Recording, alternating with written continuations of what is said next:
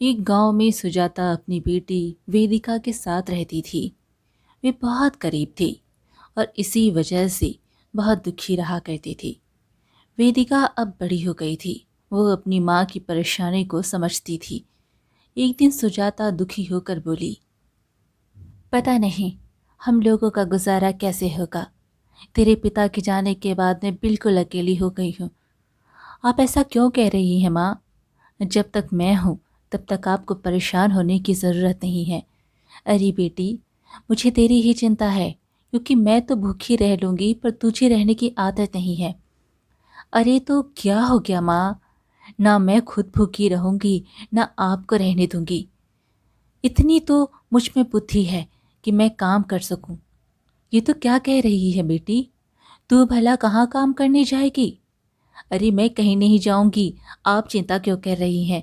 आप बस चिंता मत कीजिए और खाना बनाने की तैयारी कीजिए। मैं तब तक राशन लेने जा रही हूँ। क्या? राशन? पर तेरे पास तो पैसे ही नहीं हैं। राशन कहाँ से लाएगी? मैं ले आऊंगी माँ। यह कहकर वेदिका वहां से चली गई, जिस पर सुजाता काफी ज्यादा परेशान हो गई और दुखी होकर बोली, हे भगवान, मेरी बेटी राशन कहाँ से लेकर आएगी? मुझे तो कुछ समझ ही नहीं आ रहा। वहीं दूसरी तरफ वेदिका जंगल गई और जंगल में लकड़ी को काटने लगी। लकड़ियों को काटने के बाद उसने अपने आप से कहा, ऐसा करती हूँ, इन्हें बाजार में बेच देती हूँ, जिससे पैसे मिल जाएंगे। उनसे राशन ले आऊंगी। यह कहकर वह लकड़ियों को बेचकर घर पर राशन ले आई। राशन को देखकर सुजाता हैरान हुई और बोली, अरे बेटी, यह राशन कहाँ से आया? वेदिका ने अपनी माँ को सारी बात बताई, जिसे सुनकर सुजाता काफी खुश हुई और बोली, अरे वाह मेरी बच्ची, तू तो बड़ी ही होशियार है। वेदिका बोली, तभी तो मैं कहती हूँ आप इतना परेशान मत होइए, क्योंकि जब तक मैं हूँ तब तक आपको मैं किसी बात की दिक्कत नहीं होने दूंगी। यह सुनकर सुजाता खुश हो गई। धीरे धीरे समय गुजर रहा था। वेदिका का इसी तरह जंगल से लकड़ी काट कर उन्हें बाजार में बेच देती थी, जिससे उनके घर का गुजारा हो रहा था। एक बार वेदिका जंगल जा रही थी, तभी उसे गांव की एक शांति मिली और उसने वेदिका से कहा, अरे बिटिया, कहाँ जा रही हो? कुल्हाड़ी लेकर?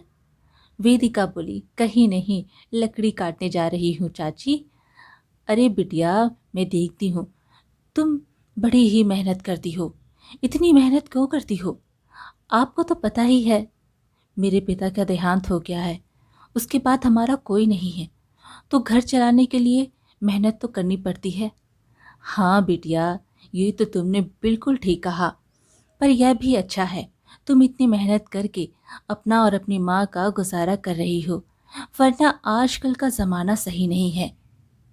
यह तो आपने सही कहा चाची। अच्छा, अच्छा तो मैं अब चलती हूँ, क्योंकि अगर देर हो गई तो माँ बिना फालतू में परेशान हो जाएगी। हाँ हाँ बिटिया, क्यों नहीं, तुम जाओ। इसके बाद वेदिका वहाँ से चली जाती है। तभी वहाँ सेठ आया और उसने शांति से कहा, अरे यह वेदिका कहाँ जा रही है? शांति ने कहा, लकड़ी काटने जंगल जा रही है। आप बताइए सेठ जी, आप क्यों पूछ रहे हैं? अरे बस ऐसे ही पूछ रहा हूँ, मुझे तो इन माँ बेटी पर बड़ा तरस आता है। अरे सेठ जी, बेचारी गरीब है, कर भी क्या सकती है। और वैसे भी वेदिका बहुत अच्छी लड़की है। वो अपना और अपनी माँ का गुजारा ईमानदारी और मेहनत के साथ कर रही है। हाँ हाँ, ये तो तुमने सही कहा। अच्छा तो मैं भी चलता हूँ। ये कहकर सेठ वहां से चला गया। इधर वेदिका जंगल आकर लकड़ी काटने लगी। तभी अचानक वहां सेठ आ गया। सेठ को देखकर वेदिका काफी हैरान हुई और बोली, आप आप यहाँ पर आप यहाँ पर क्या कर रहे हैं? सेठ हंसते हुए बोला, अरे वेदिका, मैं तुमसे बात करने आया हूँ। गांव में तो मैं तुमसे बात नहीं कर पाता। वेदिका बोली, आपको क्या बात करनी है जो आप यहाँ पर आ गए मेरे पीछे पीछे? वैसे आपको बताया किसने कि मैं यहाँ आई हूँ? सेठ बोला, अरे तुम शांति से बात कर रही थी ना, तो मैंने शांति से ही पूछ लिया। ये सुनकर वेदिका को थोड़ा गुस्सा आया। उसने सेठ से कहा, तो इसका मतलब आप मेरा पीछा कर रहे थे? सेठ बोला, अरे नहीं नहीं, पीछा नहीं कर रहा हूँ। मैं तो तुमसे बस यह कह रहा हूँ कि तुम अकेली हो और तुम्हारी माँ भी। क्यों ना तुम मुझसे शादी कर लो। वेदिका गुस्से से बोली, अपनी जुबान संभाल कर बोलिए सेठ जी, कहीं ऐसा ना हो यह कुल्हाड़ी लकड़ी की जगह आपकी जीभ को काट दे। अरे नहीं नहीं, तुम तो बुरा मान गई। मैं तो बस यह कह रहा था कि आप जो कुछ भी कह रहे हैं, मुझे आपसे कोई बात नहीं करनी। चले जाइए यहाँ से, वरना मुझसे बुरा कोई नहीं होगा। वेदिका के तीखे तेवर देखकर सेठ वहां से घबरा कर भाग गया, जिस पर वेदिका को काफी गुस्सा आया और उसने अपने आप से कहा, मुझे पता है यह सेठ अक्सर मेरा पीछा करता है। गांव का सेठ है, फिर भी बिल्कुल छिछोरी हरकत करता है। इसके बाद वेदिका फिर अपना काम करने लगी। तभी अचानक कोई जोर जोर से हंसने लगा। हंसने की आवाज सुनकर वेदिका काफी ज्यादा हैरान हुई और इधर उधर देखने लगी। अरे, यह इतनी तेज तेज कौन हंस रहा है? तभी उसकी नजर एक पेड़ पर गई, जहां पर एक तोता बैठा हुआ जोर जोर से हंस रहा था, जिसे देख वेदिका ने कहा, क्या हो गया? तुम इतनी तेज तेज क्यों हंस रहे हो? तोता बोला, अरे तुमने उस सेठ को कितना अच्छा सबक सिखाया, बेचारा डर कर भाग गया। मुझे नहीं पता था तुम इतनी बहादुर हो। वेदिका बोली, अच्छा, तो तुम्हें इसलिए हंसी आ रही है? तोता बोला, और क्या, इसलिए तो हंस रहा हूँ क्योंकि सेठ का चेहरा देखने लायक था। वेदिका ने कहा, हाँ हाँ ठीक है, वैसे तुम बोल कैसे सकते हो? तुम तो एक तोता हो, और इतनी अच्छी हिंदी, तुम तो इंसानों को भी पीछे छोड़ रहे हो। तोते ने कहा, क्योंकि मैं पहले जहाँ रहता था उसने मुझे अच्छी तरह इंसानी भाषा सिखा दी है, इस वजह से। वेदिका बोली, तुम इस जंगल में क्या कर रहे हो?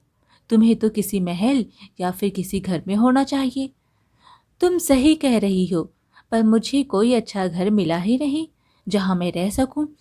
पर तुम्हें देखकर लग रहा है कि मेरी तलाश खत्म हो गई। यह सुनकर वेदिका थोड़ा हैरान हुई और बोली, ये तुम क्या कह रहे हो? मैं कुछ समझी नहीं। कैसी तलाश? तोते ने कहा, अरे अच्छे घर की। तुम मुझे अपने घर पर रखोगी? वैसे भी मैं ज्यादा कुछ नहीं खाता हूँ, बस थोड़ा बहुत खाता हूँ। यह सुनकर वेदिका सोच में पड़ गई।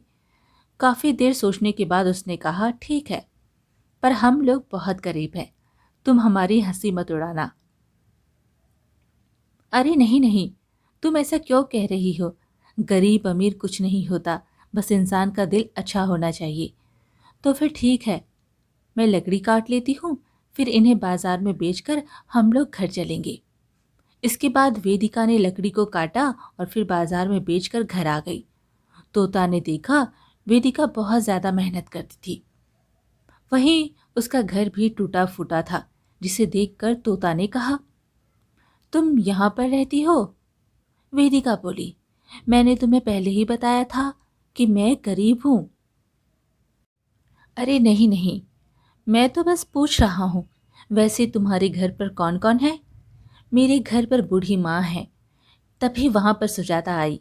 सुजाता ने तोता को देखा तो वो थोड़ा हैरान हुई और बोली, अरे बेटी, यह तोता, ये तुम्हारे पास कहाँ से आया? यह मुझे जंगल में मिला माँ, और आज से यह हमारे साथ ही रहेगा। यह सुनकर सुजाता भी काफी ज्यादा खुश हो गई और बोली, यह तो बहुत अच्छी बात है। इसके बाद सुजाता ने सभी के लिए खाना बनाया और उन्होंने पेट भर के खाना खाया, जिसे देखकर तोता बोलने लगा, तुम्हारे घर पर और कोई नहीं है? नहीं नहीं, हम लोग अकेले ही रहते हैं और इसी तरह जिंदगी गुजार रहे हैं। यह सुनकर तोता ने कुछ नहीं कहा। समय गुजर रहा था। समय के साथ वेदिका काफी मेहनत करती, जिसे देखकर तोता अपने मन में कुछ सोचता रहा। एक दिन सुजाता खाना बना रही थी। तभी तोता उसके पास आया और बोला, आपसे एक बात पूछूं? अब बुरा तो नहीं मानेंगी? अरे नहीं नहीं, पूछो, क्या पूछना चाहते हो मेरे प्यारे मिट्ठू? अरे वाह! आपने तो मुझे नया नाम दे दिया, मिट्ठू। हाँ हाँ, क्यों नहीं, तुम बहुत ही प्यारे हो, इसी वजह से। वैसे बताओ, तुम क्या पूछने आए हो? आप अपनी बेटी का विवाह नहीं करेंगी? अब उसकी उम्र विवाह लायक हो गई है। ये सुनकर सुजाता थोड़ा दुखी हो गई। सुजाता को दुखी देखकर तोता थोड़ा हैरान हुआ और बोला, क्या हो गया? आप दुखी क्यों हो गई? क्या मैंने कुछ गलत पूछ लिया? नहीं नहीं, तुमने कुछ गलत नहीं पूछा, पर मैं बहुत ज़्यादा गरीब हूँ और मेरे पास इतने पैसे नहीं हैं कि मैं अपनी बेटी का विवाह कर सकूं। अगर मेरे पति जिंदा होते तो आज मेरी बेटी का विवाह हो गया होता। यह कहकर सुजाता की आंखों में आंसू आ गए, जिसे देखकर तोता बोला, अरे आप तो रोने लगी। मुझे माफ़ कर दीजिए, मेरा इरादा आपका दिल दुखाने का नहीं था।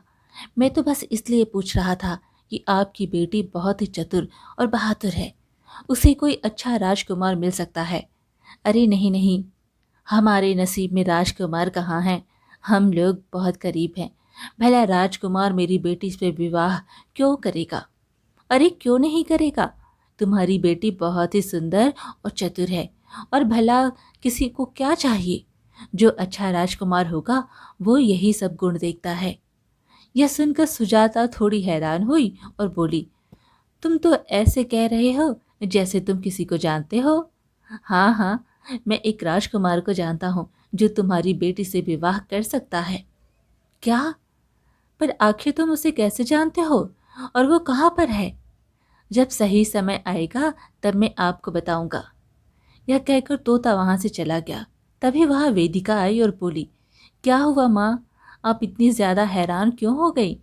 कुछ नहीं बेटी, मुझे तो इस मिट्ठू की बातें समझ ही नहीं आती है। हाँ हाँ, कुछ ज्यादा ही बातूनी है। अच्छा, अब मैं जा रही हूँ लकड़ी काटने। हाँ हाँ बेटी, ठीक है, जा। मिट्ठू को भी अपने साथ ही ले जाना। हाँ हाँ, उसे तो मैं अपने साथ ही ले जा रही हूँ माँ। इसके बाद वो जंगल के लिए निकल गए। शाम को जब वेदिका लौट आई तो हैरान हुई, क्योंकि उसकी माँ चारपाई पर लेटी थी, जिसे देखकर वेदिका ने कहा, क्या हुआ माँ? आपकी तबीयत ठीक नहीं है? पता नहीं बेटी, चक्कर आ रहे हैं, मुझे समझ नहीं आ रहा। क्या?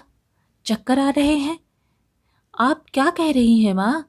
क्या हो गया आपको? तभी वेदिका की नज़र सुजाता के पैर पर गई, जहां पर सांप काटने का निशान था, जिसे देखकर वेदिका बुरी तरह घबरा गई और बोली, माँ, आपको तो सांप ने काट लिया है। आपने बताया क्यों नहीं? क्या? सांप ने काट लिया है? पर मुझे तो पता ही नहीं लगा, इसलिए मुझे चक्कर आ रहे हैं। मुझे नहीं लगता अब मैं बच पाऊंगी। नहीं नहीं, आप ऐसा क्यों कह रही हैं? आपको कुछ नहीं होगा, मैं आपको ठीक करके ही रहूंगी, चाहे मुझे कुछ भी करना पड़े, क्योंकि मैंने अपने पिता को खो दिया है और मैं आपको नहीं खो सकती। यह कहकर वेदिका जोर जोर से रोने लगी। वेदिका को रोता देख वहां पर शांति आई और बोली, क्या हो गया बेटी? तू रो क्यों रही है? देखिए ना चाची, मेरी माँ को सांप ने काट लिया है। क्या? सांप ने काट लिया? बेटी, आजकल गांव में बहुत सारे जहरीले सांप घूम रहे हैं। क्या? हे भगवान, अब मैं क्या करूं? मुझे तो कुछ समझ ही नहीं आ रहा। तभी तोता बोला, तुम चिंता मत करो, मेरे पास एक उपाय है जिससे तुम्हारी माँ ठीक हो सकती है। तोता की बात सुनकर वेदिका काफी ज्यादा हैरान हुई और बोली, क्या उपाय है? जल्दी बताओ, मुझे अपनी माँ को हर हाल में बचाना है। यहाँ से कुछ दूरी पर एक राज्य है, जहाँ पर तुम्हें एक दुर्लभ जड़ी बूटी मिलेगी। अगर वो जड़ी बूटी लेकर तुम अपनी माँ को खिला दो तो तुम्हारी माँ ठीक हो जाएंगी। क्या? पर वो राज्य कितनी दूर है? हम लोग वहाँ कब तक पहुँच पाएंगी? कल सुबह तक पहुँच जाएंगी, अगर आज निकलेंगी। वैसे भी तुम्हारी माँ के पास लगता है समय कम ही है। यह सुनकर वेदिका काफी ज्यादा दुखी हुई, क्योंकि वो अपनी माँ को छोड़कर जाना नहीं चाहती थी, पर उसे जड़ी बूटी लानी थी। और उसने शांति से कहा, चाची, आप मेरी माँ का ध्यान रखना, मैं कल तक लौट आऊंगी। पर बेटी जल्दी आना, क्योंकि सांप का काटा हुआ ज़्यादा दिन तक जीवित नहीं रहता। मुझे पता है चाची, बस आप किसी तरह माँ को जगाए रखना, उन्हें सोने मत देना। चलो चलो तोता, हमें जल्दी चलना चाहिए। हाँ हाँ, क्यों नहीं, चलो। इसके बाद वो लोग उसी राज्य के लिए निकल गए। काफी दूर आने पर उन्हें एक जंगल दिखाई दिया, जिसे देखकर तोता ने कहा, हमें इसी जंगल को पार करके राज्य जाना पड़ेगा। पर यह जंगल देखने में बड़ा ही डरावना और रहस्यमय लग रहा है। तुम चिंता मत करो, यहाँ पर ऐसा कुछ भी नहीं है, बस ये इतना डरावना दिखाई देता है। पर तुम्हें यह सब कैसे पता? अभी तुम इन सारी बातों को मत सोचो, मैं जैसा कह रहा हूँ वैसा करो। इसके बाद वो लोग जंगल को पार करते हुए दूसरे राज्य आ गए। वहां आने के बाद वेदिका ने तोते से कहा, अब वो दुर्लभ जड़ी बूटी कहाँ मिलेगी? वो दुर्लभ जड़ी बूटी राजा के महल में मिलेगी, क्योंकि वो जड़ी बूटी सिर्फ वहीं रहती है और कहीं नहीं। क्या? राजा के महल में? पर वो राजा हमें जड़ी बूटी कैसे लेने देगा? तुम उसकी चिंता मत करो, मैं तुम्हारी मदद करूंगा। क्या? तुम मेरी मदद करोगे? पर कैसे? तुम मेरी मदद कैसे कर सकते हो? वो सब तुम मुझ पर छोड़ो, चलो हम लोग महल चलते हैं। इसके बाद वो लोग महल के लिए निकल गए। महल में आने के बाद जब राजा ने उन दोनों को देखा तो थोड़ा हैरान हुआ और बोला, कौन हो तुम लोग और यहाँ क्या करने आए हो? वेदिका बोली, महाराज, मुझे दुर्लभ जड़ी बूटी चाहिए, क्योंकि मेरी माँ को एक जहरीले सांप ने काट लिया है। अच्छा, तो तुम्हें वो दुर्लभ जड़ी बूटी चाहिए, पर तुमने सोच कैसे लिया? मैं तुम्हें वो जड़ी बूटी दे दूंगा, क्योंकि उससे लेने के लिए बहुत सारे लोग पहले भी यहाँ आ चुके हैं। तभी तोता बोला, दोगे कैसे नहीं राजन, तुम्हारी भलाई इसी में है कि तुम दुर्लभ जड़ी बूटी को दे दो, वरना मुझसे बुरा कोई नहीं होगा। राजा गुस्से से बोला, हाँ, तेरी इतनी हिम्मत तोता, जो तू मुझसे जुबान लड़ा रहा है? तुझे पता नहीं कि मैं कितना शक्तिशाली हूँ? तोता बोला, हाँ हाँ, मुझे पता है, इसलिए तो तू अपने दुश्मन युवराज से डरता हुआ फिर रहा है। राजा बोला, पर तुझे युवराज के बारे में कैसे पता है? तोता बोला, क्योंकि वो राजकुमार युवराज बहुत ही बहादुर है, इस वजह से, और इसी वजह से तू उनसे बहुत ज्यादा डरता है। राजा बोला, नहीं नहीं, ऐसी कोई बात नहीं है। अगर ऐसी बात नहीं है तो तोते ने कहा, तो जल्दी से दुर्लभ जड़ी बूटी हमें दे दो। राजा बोला, तुम दोनों चले जाओ यहाँ से, वरना मैं तुम दोनों को मृत्यु दंड दूंगा। तोता बोला, अगर ऐसी बात है तो मुझे मृत्यु दंड दो, मैं मरने के लिए तैयार हूं। यह सुनकर वेदिका बोली, काफी ज्यादा हैरान हुई और बोली, तुम यह क्या कह रहे हो?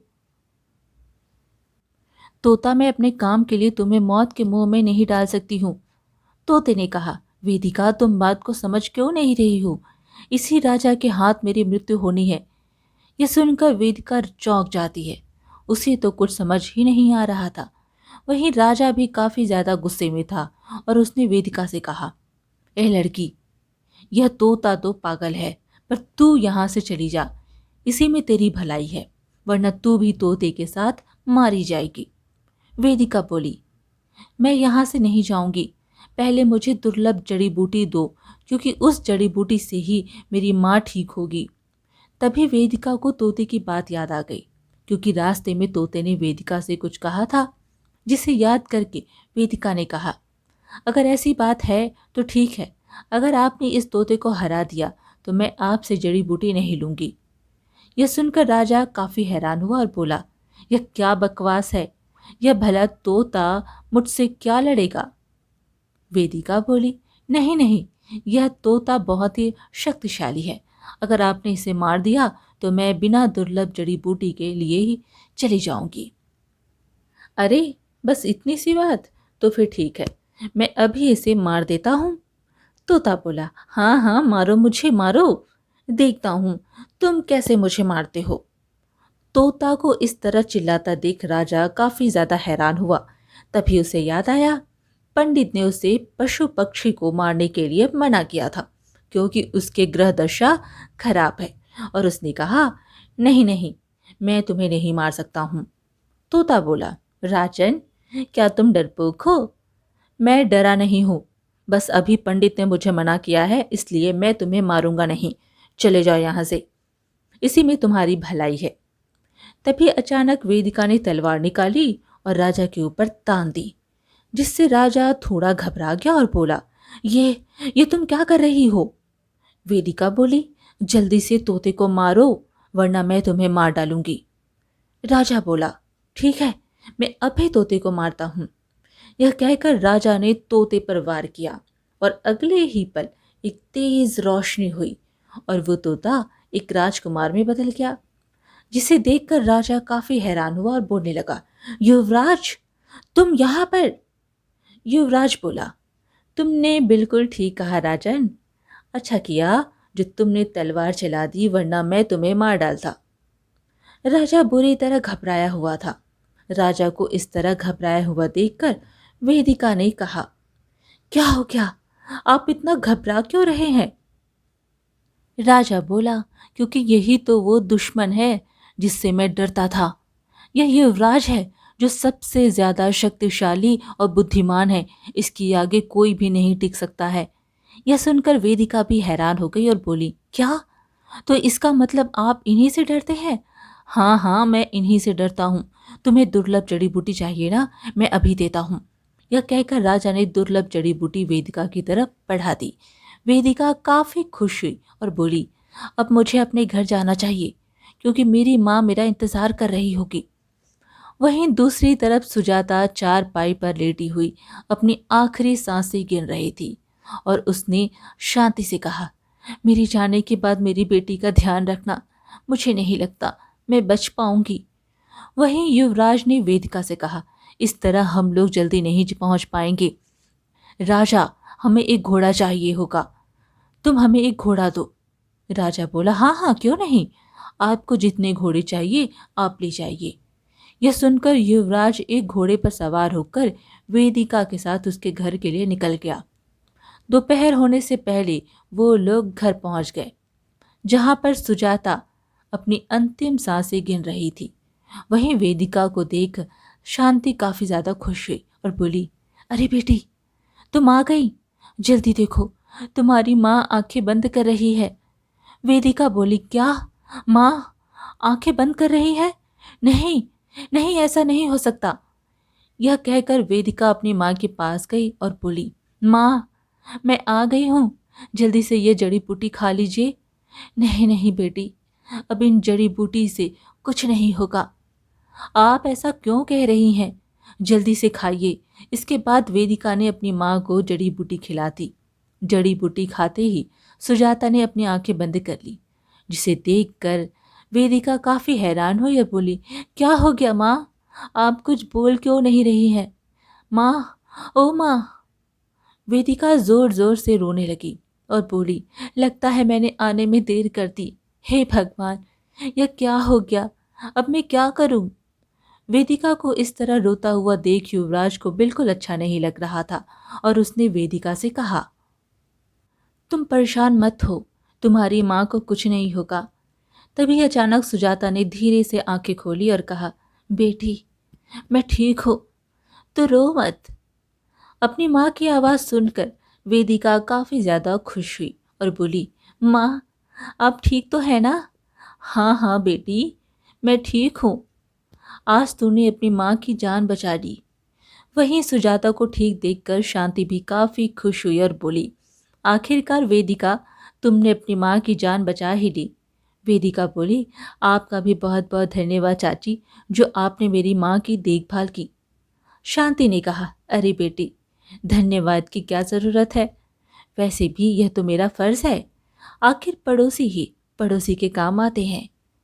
तभी सुजाता बिस्तर से उठने लगी और बोली, 2 दिनों से लेटी हुई हूँ, वैसे वो तोता कहाँ है? वेदिका ने कहा, माँ, आप जिस मिट्ठू की बात कर रही हैं वो यह है। यह सुनकर सुजाता काफ़ी ज़्यादा हैरान हुई और बोली, यह तुम क्या कह रही हो? यह तो कोई इंसान है, तुम इसे तोता क्यों बता रही हो? हाँ हाँ, यह इंसान ही है, पर यही तोता था। जिसके बाद वेदिका ने अपनी माँ सुजाता को सारी बात बताई। इन्हें किसी ने श्राप दिया था, जिस वजह से जब तक इनकी मृत्यु इनके शत्रु के हाथों नहीं होगी तब तक इन्हें मुक्ति नहीं मिलेगी। इसलिए यह हमें उस राज्य ले गए जहां पर आपकी जड़ी बूटी भी थी। सुजाता बोली, अच्छा, तो इसलिए इन्होंने कहा था मेरी बेटी का विवाह राजकुमार से हो सकता है। क्यों, सही कह रही हूं ना? युवराज बोला, हाँ हाँ, आप बिल्कुल ठीक कह रही हैं, क्योंकि आपकी बेटी मुझे पसंद थी। पर तोता होने की वजह से मैंने आपको बताया नहीं और कहा जब सही समय आएगा तब बताऊंगा। यह सुनकर वेदिका हैरान हो गई और बोली, इसका मतलब आप मुझसे विवाह करना चाहते हैं? युवराज बोला, हाँ, पर तुम इतनी परेशान क्यों लग रही हो? वेदिका ने कहा, क्योंकि मैं आपसे विवाह नहीं करना चाहती। अगर सच बताऊं तो मैं विवाह ही नहीं करना चाहती, क्योंकि मेरी शादी के बाद मेरी माँ अकेली रह जाएंगी। इसी वजह से। युवराज ने कहा, किसने कहा तुम्हारी माँ अकेली रह जाएंगी? हम इन्हें अपने साथ ले जाएंगे। यह सुनकर वेदिका बहुत ज़्यादा खुश हो गई और सुजाता भी। इसके बाद युवराज ने कहा, चलो अब हमें चलना चाहिए, पर पहले मुझे एक काम करना है। इसके बाद युवराज उस सेठ के यहाँ गया। सेठ ने जब युवराज को देखा तो थोड़ा हैरान हुआ और बोला, अरे, कौन हो तुम और यहाँ क्या करने आए हो? युवराज ने कहा, तुमसे कुछ हिसाब किताब बराबर करने आया हूँ। सेठ होने के बाद भी इतनी नीची हरकत करते हो ना, अब मैं तुम्हें बताऊंगा। यह कहकर युवराज ने सेठ को कारागार में डालने का आदेश दिया, जिससे सेठ बुरी तरह घबरा गया और बोला, नहीं नहीं, आप मुझे कारागार में मत डालिए। आज के बाद मैं ऐसी हरकत कभी नहीं करूंगा, माफ कर दीजिए। युवराज बोला, ठीक है, पर मुझे आगे से कभी भी ऐसी कोई शिकायत मिली तो मुझसे बुरा कोई नहीं होगा। इसके बाद युवराज वेदिका और उसकी मां सुजाता को लेकर वहां से चला गया। कुछ दिनों बाद युवराज ने वेदिका से विवाह कर लिया और वेदिका उस राज्य की रानी बन गई। आज की कहानी यहीं पर समाप्त हुई। फिर मिलेंगे एक और कहानी के साथ। कहानी पसंद आए तो एक लाइक ज़रूर करें और कमेंट में हरे कृष्णा ज़रूर लिखें। चैनल को सब्सक्राइब करना बिल्कुल ना भूलें। धन्यवाद।